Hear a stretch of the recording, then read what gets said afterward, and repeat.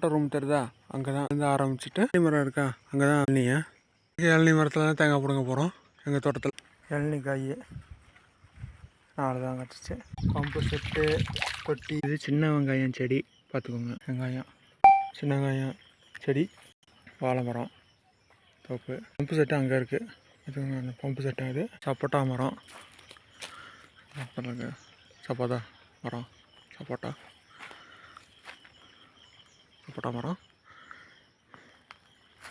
வெண்டைக்காய் செடியை பார்த்துக்கோங்க.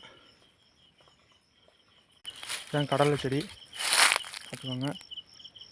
கடலை செடியை பார்த்துக்கோங்க. கடலை